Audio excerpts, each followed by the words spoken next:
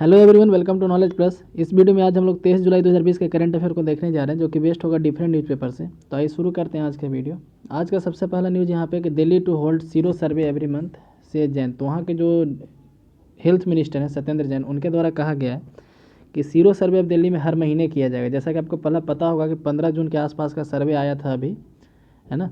तो ये सर्वे आने में करीब 1 महीना लग जाता है। तो 1 अगस्त से यहाँ से कहा गया है कि हर महीने सीरो सर्वे किया जाएगा, ताकि ये पता चल सके कि कितने लोग कोरोना पेशेंट बन चुके हैं और कितने लोग खुद से ठीक हो चुके हैं।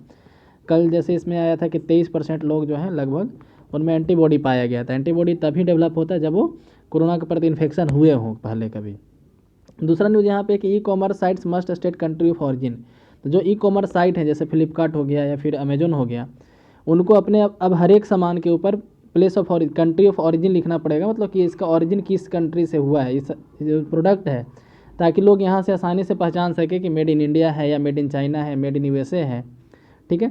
Centre tell Delhi High Court law in place enforcement rest with state and union territories. The centre told the Delhi High Court on Wednesday that all e commerce entities, तो अमेजन, फ्लिपकार्ट, स्नैपडील, कोई भी हो जो ई कॉमर्स में डील करते हो, have to ensure the mandatory declaration of country of origin the important product. जो इंपॉर्टेंट प्रोडक्ट है जो दूसरे कंट्री से इंपोर्ट कराया गया है, ऐसे प्रोडक्ट को बिक्री पे उनको जो है अपने साइट पे दिखाना पड़ेगा कि कौन सा प्रोडक्ट कहाँ से बना है। Department of consumer affairs in an affidavit said that the law relating to this issue was enacted under the legal metrology act 2009। तो कौन से एक्ट को यूज करते हुए हुआ है, तो लीगल मेट्रोलॉजी एक्ट 2009 का यूज करते हुए, और legal metrology package commodities rule 2011, ये दोनों का यूज कर इसमें अमेंडमेंट किया गया और इसमें ऐड किया गया कि कंट्री ऑफ ऑरिजिन यहाँ पे लगाना है। The department stated that the enforcement of provision of act and rules rest with the state and union territory. ये कह रहा है कि इसका लागू करवाने के जिम्मा स्टेट और यूनियन टेरिटरी को दिया गया है। ठीक है, आगे बढ़ते हैं दूसरे न्यूज़ की तरफ। तो no public event to mark independence day address in the Madhya Pradesh this year. तो मध्य प्रदेश में इंडिपेंडेंस डे को दिन यानी कि 15 अगस्त को मार्क करने के लिए, है ना, कोई भी पब्लिक इवेंट नहीं किया जाएगा जैसा कि पहले होता था, और यदि पेंडेमिक को देखते हुए लिया गया है। तो मध्य प्रदेश government on Wednesday decided against organising any public celebration. तो कोई भी पब्लिक सेलिब्रेशन नहीं होगा to mark the independence day this year in the view of covid pandemic. Covid pandemic के कारण the decision were taken by cabinet meeting, said home minister जहाँ के नरोत्तम मिश्रा, उनके द्वारा ऐसा कहा गया। Celebration will be held at one location in Bhopal. सिर्फ भोपाल के एक लोकेशन में किया जाएगा जहाँ पे चीफ मिनिस्टर और काउंसिल ऑफ मिनिस्टर पार्टिसिपेट करेंगे। Flag hoisting will be conducted by only by the government officer at the district and tehsil level. तो जो डिस्ट्रिक्ट और तहसील लेवल गवर्नमेंट ऑफिशियल है उनके द्वारा फ्लैग होइस्टिंग सेरेमनी लिया जाएगा। No public celebration including school function and parades will be organise. कोई भी पब्लिक फंक्शन यहाँ पे नहीं होगा। ठीक है, आगे बढ़ते हैं दूसरी न्यूज़ की तरफ। अब 15 अगस्त में रेड फोर्ट पे फहरेगा झंडा या नहीं, ये भी अब संशय में बना हुआ है।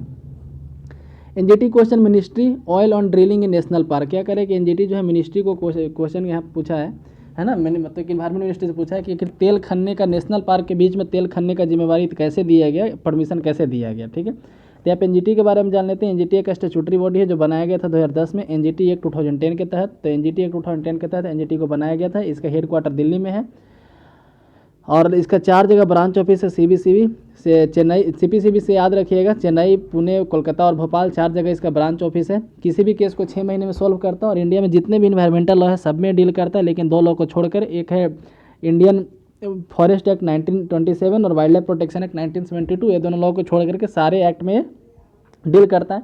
कोड ऑफ सिविल प्रोसीजर जो 1908 का है उसको फॉलो नहीं करता, बल्कि प्रिंसिपल ऑफ नेचुरल जस्टिस को फॉलो करता है।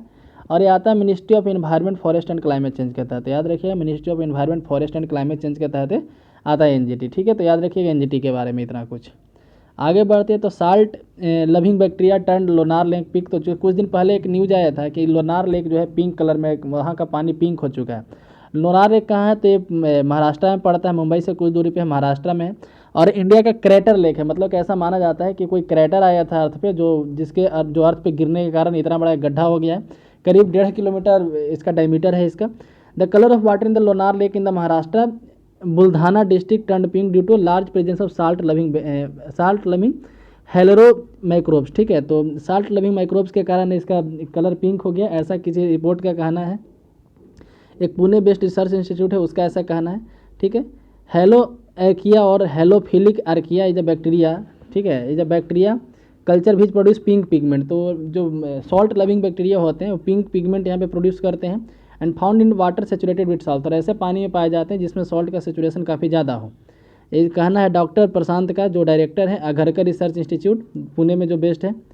और जो इन्फॉर्मेशन बम्बई हाईकोर्ट के इनके द्वारा इसी बात का दिया गया है कि जो सॉल्ट लविंग बैक्टीरिया उसके कारण से ऐसा हुआ है। ठीक है, तो लोनार लेक के बारे में याद रखिएगा, इंडिया का क्रैटर लेक है और मुंबई में है, मुंबई के बुल्धाना डिस्ट्रिक्ट में है और इसका वाटर अभी पिंक हो चुका था, एक रिपोर्ट में ऐसा कहा गया। नेक्स्ट न्यूज़ की तरफ बढ़ते हैं तो ED launches probe into gold smuggling case. तो गोल्ड स्मगलिंग केस में ईडी के द्वारा यहाँ पर लॉन्च किया गया, मतलब कि अब अभी एनआईए तो डील कर ही रहा था इसमें, अब ईडी भी जांच करेगा साथ ही साथ, है ना। केरला में बड़ी भारी मात्रा में गोल्ड को स्मगल किया जा रहा था, उसी की रिपोर्ट में तो हम लोग ईडी के बारे में जान लेते हैं यहाँ पे, है ना। ईडी के बारे में हालांकि हम कई बार डिस्कस किए हैं। तो ईडी का स्थापना हुआ था 1 मई 1956 को, 1 मई 1956 को स्थापना हुआ था और उस समय इसका नाम था enforcement unit, department of economic affairs में आता था, लेकिन अब 1957 में ही इसका नाम बदल के कर दिया गया ईडी, यानी enforcement directorate. Department of revenue के अंदर आता है, जो मिनिस्ट्री ऑफ फाइनेंस के अंदर है। तो मिनिस्ट्री सेम रहा, बस डिपार्टमेंट चेंज हुआ। पहले डिपार्टमेंट ऑफ इकोनॉमिक अफेयर्स के अंदर आता था, अब डिपार्टमेंट ऑफ रेवेन्यू के अंदर आता है। पहले इसका नाम इन्फोर्समेंट यूनिट था, अब इन्फोर्समेंट डायरेक्टोरेट है। ये दो लॉ में डील करता है कि फेमा एक्ट 1999, फेमा यानी कि फॉरेन एक्सचेंज मैनेजमेंट एक्ट 1999, और एक है PMLA act, prevention of money laundering act 2002, उसके तहत ये दो लॉ में मेनली डील करता है। तो ये था ईडी के बारे में। और ये इकोनॉमिक क्राइम को देखता है, आई थिंक हर कोई जानते होंगे इसके बारे में। यहाँ पे 66% of private school using WhatsApp, तो 66% प्राइवेट स्कूल जो व्हाट्सएप का यूज करे, सर्वे से ऐसा पता चला। 80% of teacher unpaid since March, 80% teacher ऐसे हैं जिनको मार्च के बाद कोई पेमेंट नहीं मिला है। The popular image of private school education in the time of कोविड-19 is the affluent child using a laptop for Zoom classes. जैसे यहाँ पे कह रहा है कि जो लोग सक्षम छात्र हैं जूम ऐप का यूज कर रहे हैं लैपटॉप में क्लासेज के लिए। In actual fact only over 2/3 of private school assist in the preliminary survey by the Central Square Foundation. एक सेंट्रल स्क्वायर फाउंडेशन के द्वारा सर्वे किया गया जिसमें बताया गया कि are using WhatsApp phone as the main mode for teaching and learning during the pandemic. तो यहाँ पे देखा है कि व्हाट्सएप के सहारे भी पढ़ाई किया जा रहा है कई जगहों में। लगभग 80% टीचर ऐसे हैं जिनको पेमेंट नहीं मिला है। ठीक है, और भी यहाँ पे देख सकते हो almost half of the students are enrolled in private school in India today. लगभग आधे स्टूडेंट जो है प्राइवेट स्कूल में पढ़ते हैं। Most of these are not elite school, अधिकांश इसमें से इलाइट स्कूल नहीं है। 20% of students pay less than 1000 per month and 45% less 500 per month. About 3/4 of the children in the urban area go to private school. Urban area में लगभग 75% लोग private school में जाते हैं।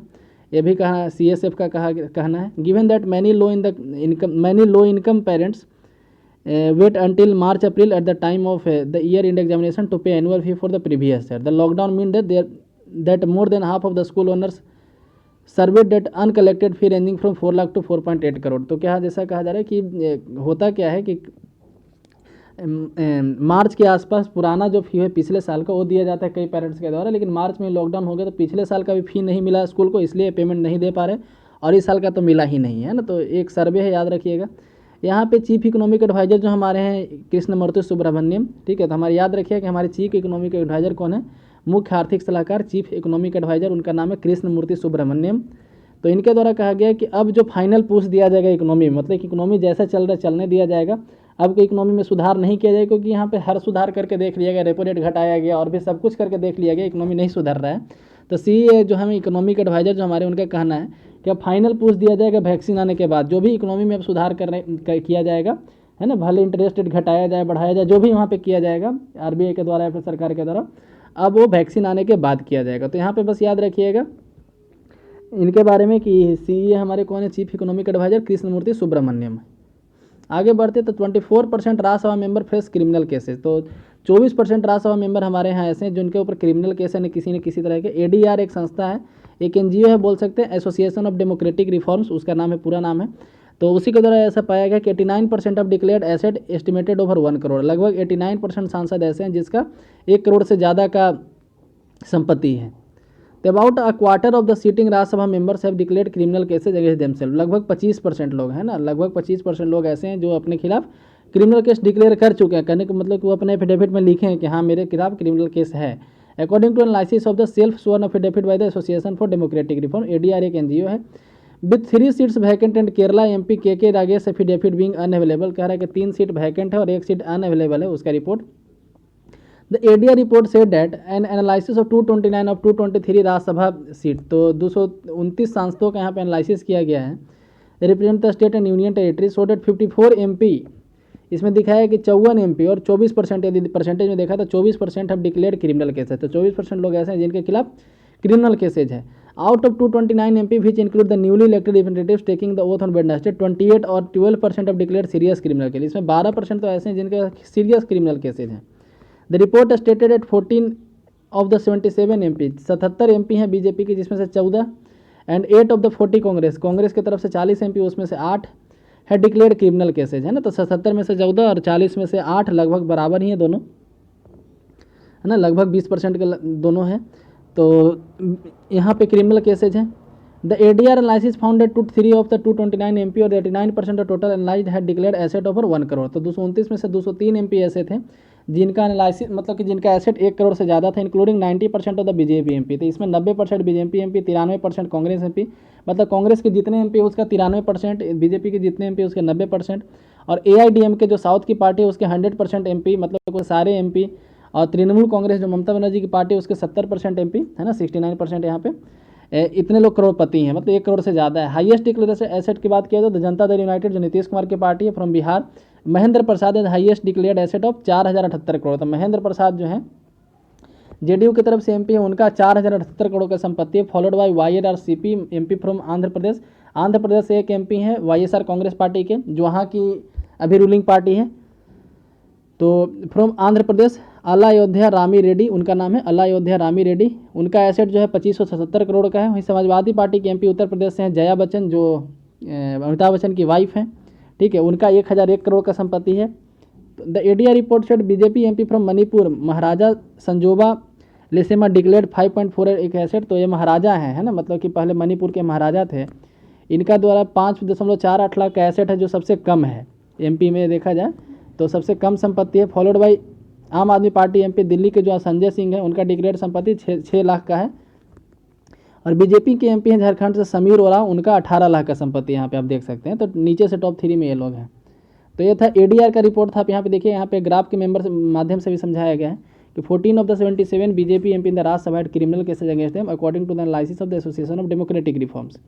यहाँ पे भी आप देख सकते हैं कि 77 में से लगभग, जो रेड कलर में है यहाँ पे दिखा रहा है, RJD के 5 सांसद हैं, उसमें से 60% यानी कि 5 का 60% 3 होता है, तो 3 सांसद के पास क्रिमिनल केसेज है ना। JDU के भी एक सांसद हैं, उसका 20% यहाँ पे देख सकते हैं, है ना। तो इस तरीके से आप देख सकते हैं यहाँ पे कितने % सांसद के पास क्रिमिनल केस है। सॉरी, हम यहाँ पे गलत है, यहाँ पे इसको समझ गए। तो ब्लू कलर में जो दिया गया है टोटल MP नहीं, बल्कि यहाँ पे दिखाया गया है कि MP भी डिक्लेयर क्रिमिनल केस है। तो यानी कि 80% RJD के 80% सांसद के पास क्रिमिनल केस है, और जिसमें से 60% के पास तो सीरियस क्रिमिनल केसेज है। और यदि JDU में देखा जाए तो 20% सांसद के पास क्रिमिनल केस हैं, है ना, और उसमें से सबके सब जो है इसमें सीरियस वाले ही हैं। वही हाल यहाँ पे YSR कांग्रेस पार्टी का है, जो आंध्र प्रदेश में भी रूलिंग पार्टी है। समाजवादी पार्टी के बाद देखा जाए तो लगभग 22% के आसपास यहाँ पे क्रिमिनल है, जिसमें आप इसको 10 मान के चलिए, है ना। BJP में देखा जाए तो 20% लोग ऐसे हैं, लगभग 20% लोग ऐसे हैं जिनके पास सीरियस क्रिमिनल केस है, और उसमें से यहाँ पे यदि इसको 5 भी माना जाए तो 5% लोग ऐसे हैं जो सीरियस क्रिमिनल केसेज है। तो ब्लू वाला लाइन क्रिमिनल का है और रेड वाला सीरियस क्रिमिनल केसेज का है, आप यहाँ पे देख सकते हैं। आगे बढ़ते हैं। तो US to buy 100 million doses of vaccine. तो US जो है 100 मिलियन डोज खरीदने वाला है वैक्सीन का। तो देखिए वैक्सीन अभी बना नहीं, यहाँ पे खरीदने वाले रेडी हैं, है ना। तो US गवर्नमेंट विल पे, अब US गवर्नमेंट का ये देखा जा रहा है कि दुनिया में कहीं भी जहाँ पे भी वैक्सीन बनने का आशा दिख रहा है, भले वो इंडिया हो या दूसरा कंट्री हो, वैक्सीन का जहाँ भी उम्मीद दिख रहा है कि हाँ फेज़ 3 ट्रायल में वैक्सीन चला गया है, तो US उसको 100 मिलियन डोज, 200 मिलियन डोज, मतलब कि जितना पैसा वो मांग रहा है उतना पैसा वो दे रहा है कि आप रिसर्च कीजिए अच्छे से, और यहाँ पे वैक्सीन का ज़्यादा से ज़्यादा डोज बना करके हमको दीजिए। तो उसी तरह की company US government will pay $1.95 billion, है ना, काफ़ी बड़ा अमाउंट होता है। To buy 100 million doses of Pfizer Inc and German biotech firm BioNTech COVID-19 vaccine. तो ये दोनों फर्म्स के द्वारा एक डेवलप किया जा रहा है वैक्सीन, तो उसको जो है अभी यहाँ पे खरीद लिया गया 100 मिलियन डोज, यानी कि बनेगा तो 100 मिलियन डोज अमेरिका खरीद चुका है पहले से ही। If they are able to successfully develop one, यदि वो सक्सेसफुली डेवलप कर पाते हैं तो, है ना, तो US खरीदने वाला है। The agreement allow the US government to acquire an additional 500 million dose. इसके अलावा एग्रीमेंट में और लिखा है कि 500 मिलियन डोज और यदि चाहे तो US ले सकता है। 2 इंजेक्शन है in clinical trial, P Pfizer, या P यहाँ पे साइलेंट रहता है, Pfizer and BioNTech have been testing vaccine require 2 injection, है ना। इसके द्वारा जो वैक्सीन डेवलप किया जा रहा है उसमें 2 इंजेक्शन लगता है। फाइजर भी deliver the doses if the product receives emergency use authorisation of licensing from US food and drug administration. तो जैसे ही यहाँ से फेज़ 3 ट्रायल इसका कंप्लीट होगा, आप बोल सकते हैं फेज़ 3 क्लिनिकल ट्रायल चालू खत्म होगा और अप्रूवल यदि मिल जाएगा तो फिर वहाँ से 100 मिलियन डोजें खरीद लेगा। यूएस को देखा जा रहा है कि कई मतलब कि इंडिया में भी बहुत सारा कंपनी जहाँ से यूएस पहले से ही यहाँ पे एडवांस में पैसा दिए हुए हैं। Madhubani artist and mask man of Bihar, तो मधुबनी का एक आर्टिस्ट है जो बिहार का मास्क मैन बन चुका है ना। मास्क मैन कहने का मतलब हुआ कि पहले जो है मधुबनी आर्टिस्ट थे, अब क्या करते हैं मास्क के ऊपर इस तरीके से मधुबनी पेंटिंग आप देख सकते हैं यहाँ पे, मास्क के ऊपर मधुबनी पेंटिंग करके अब पूरे इंडिया में इनका सप्लाई जा रहा है। तो इनका नाम आप याद रखिएगा, किसी एग्जाम में खासकर बीपीएससी या फिर बिहार लेवल के एग्जाम में पूछा सकता है, रेवंत कुमार मिश्रा। इनको मास्क मैन बोला जा रहा है। कई विदेशों वाले न्यूज़पेपर में भी इनका नाम अभी छाया हुआ है, इसलिए यहाँ पे भी आया है द हिंदू में, मास्क मैन इनको बोला जा रहा है। तो बिहार का मास्क मैन के रूप में मिस्टर मिश्रा का नाम जान, रेवंत कुमार मिश्रा इनका नाम याद रखिएगा। और ये मधुबनी डिस्ट्रिक्ट के आते हैं और इनके द्वारा जो पेंटिंग की हैंड पेंटिंग मार्क्स है, when the full impact of covid pandemic hit India in March, noted Madhubani artist Revanth Kumar Mishra decided turn adversity into opportunity, यानी कि आपदा को अपॉर्चुनिटी में बदलने के लिए ढूंढे। Now going by a new sobriquet, उनको एक नया उपनाम मिल चुका है, mask man. Mister Mishra dispatches mask with hand painted Madhubani painting, हाथ से पेंटिंग किया हुआ है, सब जगह डिस्ट्रीब्यूट करते हैं। ठीक है, तो याद रखिएगा मिथिला पेंटिंग बिहार का पेंटिंग है, ऐसे आप याद रखिएगा।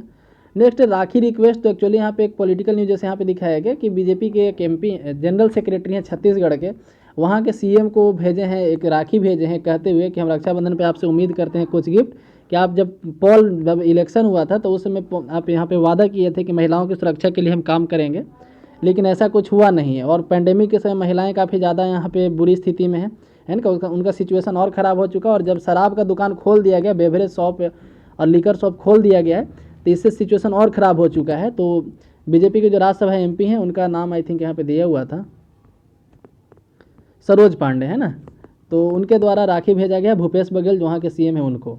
ठीक है, आगे बढ़ते हैं। तो indigenous new creator in Gujarat achieve criticality, तो यहाँ पे कल प्रधानमंत्री जी और क्या नाम है गृह मंत्री भी इसको बधाई दिए थे, है ना। तो यहाँ पे गुजरात के ककरापारा एक जगह है, वहाँ पे ककरापारा ऐसे, हाँ ककरापारा एक जगह है, वो अपने 3rd स्टेज में पहुँच चुका है। 3rd स्टेज के क्रिटिकलिटी का मतलब क्या होता है, क्रिटिकल का मतलब ये नहीं कि स्थिति खराब हो चुका है, तो क्रिटिकल का मतलब यहाँ पे है कि जब न्यूक्लियर रिएक्टर कंप्लीट हो जाता है, कहने का मतलब क्या वो बिजली प्रोडक्शन के लायक हो जाता है, यानी कि वो यूज में आने के लायक हो चुका है, तो उसको न्यूक्लियर लैंग्वेज में क्रिटिकलिटी बोलते हैं वहाँ पे। ठीक है, तो almost 25 year after the last unit was commission, तो इसका जो 2nd यूनिट जब कमीशन किया गया था, एक 3rd यूनिट का बात किया जा रहा है, कल जो हुआ 3rd यूनिट स्टार्ट हुआ इसका, तो 2nd यूनिट आज के 25 साल पहले इसका कमीशन हुआ था, Kakrapar nuclear power plant. The Nuclear Power Corporation of India Limited has achieved criticality of 3rd unit of 700 megawatt, है ना। तो 700 मेगावाट अचीवमेंट ये कर लिया है, मतलब कि एक प्लांट से हम लोग अब 700 मेगावाट बिजली प्रोडक्शन कर सकते हैं। ये तापी नदी के किनारे है, at the plant in Tapi district, Tapi वहाँ का डिस्ट्रिक्ट का भी नाम है, और नदी ये जो प्लांट है तापी नदी के किनारे में भी चीज़ fully based on indigenous technology, ये भी यहाँ पे बताया गया NPCIL के द्वारा, जो nuclear Power Corporation of India limited है, कि इसमें जो भी लगा है सामान लगा है इस पावर प्लांट को बनाने में, सब मतलब कि 3rd वाला बनाने में, ये सब यहाँ पे इंडिजिनस है, मतलब कि सब यहाँ पे देसी सामान लगा है, सब इंडिया में प्रोडक्शन हुआ है, एक भी इसमें विदेशी सामान नहीं लगा और न विदेशी कंपनी यहाँ पे इन्वॉल्व हुई थी, ऐसा यहाँ बताया गया। पहला 2 यूनिट जो था 220 मेगावाट का था, ककरापारा 220 मेगावाट ईच, पहले दोनों 220 का था। एक कैनेडियन टेक्नोलॉजी पे बेस्ड था, कनाडा का टेक्नोलॉजी पे बेस्ड था। ठीक है, और इसी का इंडियन वर्जन बनाया गया, मतलब कि इंडिया में एक्चुअली होता क्या है, PHWR एक आता है। यदि न्यूक्लियर फ्यूजन और न्यूक्लियर फिजन के बारे में पढ़े होंगे, तो जो भी इंडिया में या फिर विदेश में अभी जो न्यूक्लियर पावर प्लांट जो काम करता है, वो न्यूक्लियर फिजन पे काम करता है, याद रखिएगा फिजन पे काम करता है। ठीक है, न्यूक्लियर फ्यूजन पे काम करने के लिए मशीन अभी नहीं आया है, उतना टेक्नोलॉजी हम लोग डेवलप नहीं कर पाए कि न्यूक्लियर फ्यूजन करा पाए। इसके लिए न्यूक्लियर फ्यूजन के लिए डेवलप किया जाए एक प्रोजेक्ट है, आइटर प्रोजेक्ट, ITER। ठीक है, आप गूगल पे सर्च कीजिएगा ITER प्रोजेक्ट के बारे में। ये फ्रांस में चल रहा है, हालांकि फ्रांस में चल रहा है, लेकिन 7 कंट्री मिलकर इसको बना रहे हैं, जिसमें इंडिया भी है, चाइना भी है, USA भी है, दुनिया का जो टॉप डेवलप्ड कंट्री है वो लोग इसमें शामिल हैं ITER प्रोजेक्ट में। इंडिया की तरफ से दुनिया का सबसे बड़ा फ्रिज बना कर दिया गया इस प्रोजेक्ट में, है ना। इंडिया का कंट्रीब्यूशन आई थिंक 8%, जो इसका जो पैसा है इसमें, जो भी प्रोजेक्ट का 8% खर्चा है इंडिया की तरफ से दिया जा रहा है। और उस पैसा के अलावा और भी बहुत सारा साइंटिस्ट इंजीनियर लोग इंडिया के वर्क कर रहे हैं वहाँ पे, और इंडिया की तरफ से दुनिया का सबसे बड़ा फ्रिज बनाया गया है और ITER प्रोजेक्ट में दिया गया है। ITER प्रोजेक्ट यदि सक्सेस हो पाता है तो हम लोग न्यूक्लियर फ्यूजन को यूज कर पाएंगे, और न्यूक्लियर फ्यूजन यूज कर पाने से बहुत ज़्यादा बेनिफिशियल होगा हम लोग के लिए। एक तरह से बोलिए हम लोग आर्टिफिशियल सन बनाएंगे, सन पे न्यूक्लियर फ्यूजन होता है, याद रखिए सन पे जो होता है न्यूक्लियर फ्यूजन होता है।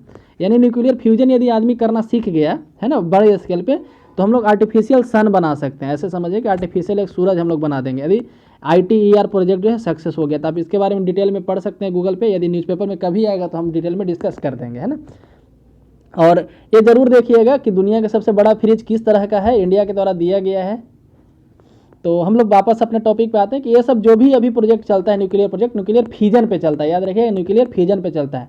तो इसको कंट्रोल करने के लिए एक्चुअली होता है कि न्यूक्लियर फ्यूजन में काफ़ी ज़्यादा हीट निकलता है, हीट को ठंडा करने के लिए यहाँ पे हैवी वाटर का यूज़ किया जाता है, हैवी वाटर का यूज़ किया जाता है, ठीक है। तो हैवी वाटर जो अभी था PWHR, इसको सॉरी PHWR कहते थे, प्रेशराइज हैवी वाटर रिएक्टर, ठीक है। तो इसी अब यहाँ पे हो गया IPHWR यानी कि इंडिजीनस या Indian pressurised heavy water reactor. PHWR जो था कनाडा के द्वारा विकसित किया था टेक्नोलॉजी, अभी दुनिया में यही टेक्नोलॉजी चल रहा था। हालांकि बहुत सारे कंट्री अपना टेक्नोलॉजी डेवलप कर चुके थे, लेकिन शुरू में कनाडा का ही टेक्नोलॉजी था, अब इंडिया भी इस पर अपना नाम शामिल कर पाया है। The first pressurised heavy water of 220 megawatt was commission on 6 मई 1993। पहला जो इसका कमीशन हुआ था 93 में हुआ था, सेकंड वाला 95 में हुआ था, और थर्ड रिएक्टर जो है 7000 मेगावाट का यहाँ पे कल हुआ है, बोल सकते हैं, मतलब कि कल यहाँ पे जहाँ पे प्राइम मिनिस्टर मोदी और अमित शाह के द्वारा भी ट्वीट करके बधाई दिया गया। The reactor is said to be critical, reactor को क्रिटिकल कब कहा जाता है, when the nuclear fuel inside a reactor, जब न्यूक्लियर फ्यूल उसके अंदर जो डाला गया है sustains a fusion chain reaction, अपना फ्यूजन रिएक्शन स्टार्ट कर देता है ना। अब ये बंद होने वाला नहीं है, जब तक इसका लाइफ रहेगा इसको रोकना मतलब कि संभव नहीं है। Where each fusion event release a sufficient number of neutron, जहाँ हर एक फ्यूजन में न्यूट्रॉन निकलता है, जिससे फिर आगे एनर्जी प्रोड्यूस होता है, फिर न्यूक्लियर फ्यूजन रिएक्शन आगे आप पढ़ सकते हैं, ठीक है। तो इतना कुछ याद रखिएगा कि ये जो भी है ये इंडिजिनसली बनाया गया, मतलब कि इसमें कोई भी विदेश का सामान या विदेश की इंजीनियर कोई या फिर टेक्नोलॉजी कुछ नहीं लगाया गया। इसके पहले जो कनाडा का टेक्नोलॉजी यूज किया जाता था, ये भी याद रखिएगा, ठीक है। आगे बढ़ते दूसरे न्यूज़ की तरफ। यहाँ पे heat waves, flood, drought projection for Indian coming decade, आने वाले दशक में इंडिया पे कौन कौन सा आफत आने वाला है उसके बारे में यहाँ पे दिया गया है। तो सबसे पहले देखते हैं तो टेम्परेचर, तो surface air temperature over India has risen bye 0.6 degree Celsius. यदि 1901 से 2018 तक देखा जाए तो 108 सालों में टेम्परेचर जो 0.6 डिग्री सेल्सियस ऑलरेडी बढ़ चुका है। Region of north India have undergone warming more than the south, north India का जो रीजन है साउथ से ज़्यादा गर्म यहाँ पे देखने को मिलता है। Where warming has mainly during winter, और ये वार्मिंग खास करके विंटर में होता है। अर्ली डिकेड बिटवीन 1951 2015 1991 से 2015 तक 7.4 had 7.4 warmer day and 3.1 warmer night than the annual average. तो एनुअल एवरेज से इतना ज़्यादा डे और इतना ज़्यादा नाइट देखने को मिला है for daily maximum and nightly minimum respectively. The frequency of warm day is projected to increase 55%। जो फ्रीक्वेंसी है गर्म दिन का, जैसे आप देखते हो कि गर्मी जो है किसी दिन ज़्यादा होता है किसी दिन कम होता है, तो जो गर्म दिन का फ्रीक्वेंसी है 55% तक बढ़ जाएगा, और वार्म नाइट जो है 70% तक बढ़ जाएगा 1976 से 2005 के बीच की यदि कंपेरिजन किया जाए तो। In the coming decade the average production of heat wave during the April June is projected to be double. Heat wave जो अप्रैल से जून के बीच में अब होगा वो डबल, मतलब पहले से डबल होगा 1976 से 2005 के कैटेगरी में देखा, मतलब उससे कंपेरिजन करके देखा जाए तो। By the end of 21st century average temperature over India is projected to rise by 4.4 degree Celsius. 21वीं शताब्दी खत्म होते होते यानी 2099 खत्म होते होते इंडिया का ओवरऑल टेम्परेचर 1976 के मुकाबले 1976 से 2005 के मुकाबले यदि देखा जाए तो 4.4 डिग्री सेल्सियस बढ़ जाएगा। Sea surface temperature on the tropical Indian Ocean have rising by an average of 1 degree Celsius annually. 51 से 2015 तक का डाटा। मानसून की बात किया जाए तो ड्यूरिंग 1951 से 2015 annual rainfall over India showed a declining trend, तो डिक्लाइनिंग ट्रेंड देखने को मिला है मानसून का। द रिडक्शन रेंज बिटवीन 1 से 5 मिलीमीटर ओवर सेंट्रल इंडिया, जो रिडक्शन है 1 से 5 मिलीमीटर सेंट्रल इंडिया में देखने को मिला है, केरला में, फार नॉर्थ ईस्ट रीजन में, तो हर जगह रिडक्शन देखने को मिला है पानी का, बरसात का। Contrary precipitation increase over Jammu and Kashmir north west India, और north west India Jammu and Kashmir में बारिश ज़्यादा होने लगा है आजकल। The coming decade are projected to witness a considerable rise in the mean extreme and interannual variability of rain, तो ऐसा जो है मीन एक्सट्रीम और वेरिएबिलिटी देखने को आगे मिलेगा आने वाले समय में भी। अब ड्राउट और फ्लड की बात कर लिया जाए तो since the 1950 the frequency and intensity of both heavy rainfall event and dry days have gone up, तो क्या करें कि हैवी रेनफॉल और ड्राई डेन इस सब का इंटेंसिटी अब ज़्यादा देखने को नहीं मिलता है। This trends are prominent over central India, ये ट्रेंड जो सेंट्रल इंडिया में भी प्रोमिनेंट है, south peninsular region during the south west monsoon June से सितंबर and north east monsoon respectively. Since 1901 India is experience 22 drought monsoon, तो 1901 से 22 साल ऐसा हुआ जहाँ पे ड्राउट देखने को मिला। In addition to an increase in the area under drought, वहीं ड्राउट से प्रभावित होने वाला इलाका बढ़ा है, मतलब उसका एरिया बढ़ा है, फ्रीक्वेंसी बढ़ा है, सिविरिटी बढ़ा है, flood risk are high over the east coast, तो ईस्ट कोस्ट पे फ्लड रिस्क काफ़ी ज़्यादा है, वेस्ट बंगाल में, ईस्टर्न यूपी में काफ़ी ज़्यादा है, गुजरात में Konkan city like Mumbai, Chennai, Kolkata. The Himalayan flood basin are projected to greater flood, जो हिमालयन का फ्लड बेसिन है वहाँ पे काफ़ी ज़्यादा फ्लड आ रहा है, जैसे नॉर्थ बिहार हो गया, due to faster glacier and snow melting, क्योंकि ग्लेशियर मेल्टिंग हो रहा है, ग्लेशियर मेल्ट कर रहे हैं। Major flooding events are projected over the Brahmaputra, Ganga and Indus, तो ये सब नदियों किनारे ज़्यादा बाढ़ आएगा। Central India, Kerala and some area south peninsular and eastern India experienced at least 2 drought during the 1901 to 2016। ठीक है, projection suggested an increase by 1 और 2 इवेंट पर decade over central and northern India. क्या करें कि नॉर्दर्न इंडिया और सेंट्रल इंडिया में एक साल मतलब एक दशक में 10 साल में 1 या 2 बार बाढ़ या सुखाड़ की स्थिति आएगा ही आएगा। ठीक है, eastern India could face 2 more drought per decade comparison to what was experience during 1976 से 2005। तो इस मतलब कि इस पीरियड में जितना ड्राउट आया उससे दो ज़्यादा पर डिकेड आएगा, ड्राउट देखने को मिलेगा हम लोग को। सी लेवल का भी राइज कर रहा है, तो during 1993 to 2015 the sea level over the north Indian ocean, जो अरेबियन सी और बे ऑफ बंगाल है, rose by 3.3 millimetre per year. तो इस पीरियड में 93 से 2015 के बीच में हर साल 3.3 मिलीमीटर बढ़ा है सी लेवल। ठीक है, जो ग्लोबल मीन सी लेवल जो है उसी के साथ बढ़ रहा है, मतलब कि ग्लोबल अंतर्राष्ट्रीय स्तर पे मतलब पूरी दुनिया में सी लेवल इसी लेवल पे बढ़ रहा है। In an extreme climate scenario projected by the report a risk of inundation looms over Andhra Pradesh and Ganga Brahmaputra मेघना delta basin. By 2030 some 340 million coastal residents of the north Indian Ocean and the islands would expose to the coastal hazards, है ना। तो 2030 तक आते आते लगभग 340 million लोग यानी 34 करोड़ लोग जो कोस्टल एरिया में रहते हैं, नॉर्थ इंडियन ओशन में रहते हैं या फिर आइलैंड के आसपास रहते हैं, उनको दिक्कत होगा, है ना, उनका शहर डूबने के कगार पे आ जाएगा। बट ट्रॉपिकल साइक्लोन, तो ट्रॉपिकल साइक्लोन का भी नंबर दिन पे दिन बढ़ता जा रहा है। तो before 1950-94 severe cyclone storm formed in the bay of Bengal, 1950 के पहले मात्र 94 साइक्लोन यहाँ पे आया था, और ये जो नंबर है 1950 के बाद देखा जाए तो 140 हो चुका है। For those from the Arabian Sea, Arabian Sea के बात किया जाए तो नंबर जो पहले 29 था तो अब 44 हो चुका है। 1950 और 1950 के बाद का कंपैरिजन किया जा रहा है। Storm in the Arabian sea are gaining more strength, जो अरेबियन सी में स्टॉर्म है उनको ज़्यादा स्ट्रेंथ मिल रहा है आजकल। And trend is projected to continue, और ट्रेंड बढ़ता ही जाएगा। The number of extremely severe cyclone formed in the Arabian sea has increase in the last 20 year, पिछले 20 सालों में अरेबियन सी में काफ़ी ज़्यादा यहाँ पे आपको साइक्लोन देखने को मिल रहा है। अब हिमालयन स्नो कवर, हिमालय पे जो बर्फ़ का कवर है उसका क्या ट्रेंड रहेगा उसको यहाँ पे देख लेते हैं। तो during the last 7 decade the Hindu Kush Himalaya region, तो हिंदुकुश हिमालयन रीजन जो है, ठीक है, याद रखिएगा हिंदुकुश और हिमालयन रीजन को हम लोग थर्ड पोल के नाम से जानते हैं, तीसरा ध्रुव बोला जाता है। तो यदि एग्जाम में पूछा जाए कि तीसरा ध्रुव किसको कहते हैं, तो हिंदुकुश हिमालयन रीजन को कहते हैं। क्यों कहते हैं? क्योंकि पोल के बाद, ध्रुव के बाद आपको इतने बड़े अमाउंट में बर्फ़ आपको अब कहीं नहीं देखने को मिलेगा, सिर्फ यहीं पे देखने को मिलेगा, इसीलिए इसको तीसरा ध्रुव के नाम से जानते हैं। तो ये भी जो है 0.2 डिग्री सेल्सियस पर डिकेड के हिसाब से गर्म हो रहा है, leading to a decline in the snow cover and glacier in the last 4 to 5 decade, पिछले 4 से 5 दशकों में ग्लेशियर का कवर कम होता जा रहा है, बर्फ कम होता जा रहा है। The Karakoram Himalaya have reported N increase in snowfall during winter, Karakoram Himalaya में बर्फ मैंने स्नोफॉल बढ़ता जा रहा है विंटर में, मतलब कि जो जहाँ पे कम होता था वहाँ पे बढ़ रहा है, जहाँ ज़्यादा होता था वहाँ पे कम हो रहा है। By the end of century the Hindu Kush Himalayan projected to warmer by 2.6 to 4.6 degree Celsius. अब आगे पढ़ते हैं काउज एंड इफेक्ट के बारे में। The main contributor to the climate change is anthropogenic activities pushing up concentration of greenhouse gases, this has led to rise in temperature and atmospheric moisture content.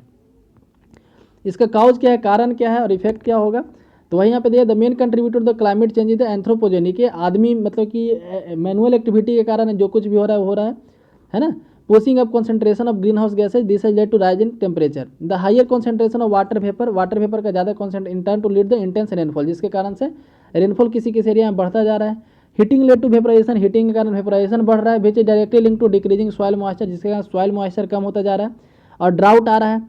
This can lead to reduction in food production, इसके कारण से food production में कमी आएगा and availability of portable water, ऐसा report में कहा गया।